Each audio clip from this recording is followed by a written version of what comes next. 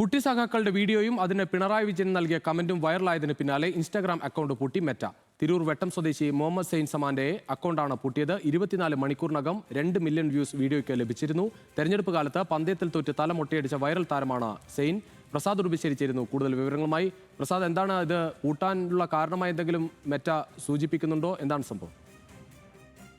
രുചിഷ്, നിലവിൽ ഇത് സംബന്ധിച്ച് ഒരു കൃത്യമായ വിവരമില്ല. എന്ത് സാഹചര്യത്തിലാണ് മെറ്റ ഈ അക്കൗണ്ട് പൂട്ടിയത് എന്നുള്ളതാണ്.